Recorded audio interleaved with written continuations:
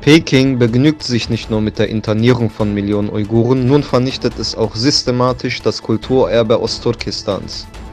Diesem Vernichtungswahn fiel nun eine 800 Jahre alte Moschee in Hoten zum Opfer. In Melbourne wurde gegen die Menschenrechtsverletzungen von China in Ostturkestan protestiert. An dem Protest nahmen zahlreiche Uiguren, Australier und Türken teil.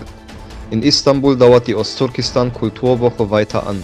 Bei dieser Veranstaltung können die Besucher mehr über die Geschichte und Kultur Ostturkestans erfahren. China erhöht seine Bemühungen, die Beziehung zu Europa auszubauen.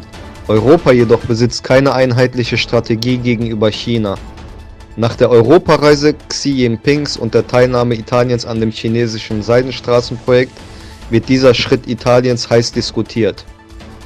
Italien hat Verträge mit China im Bereich der Infrastruktur, des Tourismus, der Gesundheit und des Onlinehandels im Wert von 7 Milliarden Dollar unterzeichnet. Deutschland befürchtet negative Konsequenzen von chinesischen Investitionen, wie zum Beispiel Technologieraub. Der israelische Premierminister Netanyahu plant, jüdische Siedlungen in der Westbank Israel anzuschließen, sollte er am 9. April wiedergewählt werden. Netanyahu wandte sich an rechte Wähler, indem er einen unabhängigen palästinensischen Staat als eine Gefahr für Israel bezeichnete. Er versprach bei einer Wiederwahl, Jerusalem nicht zu teilen und die jüdischen Siedlungen nicht zu räumen.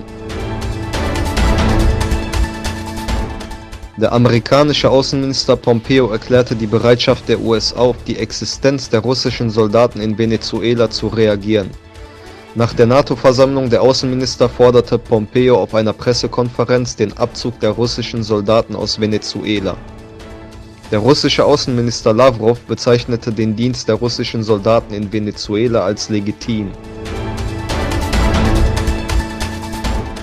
Der Umzug vom alten Atatürk-Flughafen zum neuen Flughafen Istanbul ist geschafft. Der neue Airport ist in Betrieb. Bald soll er der größte Flughafen der Welt sein.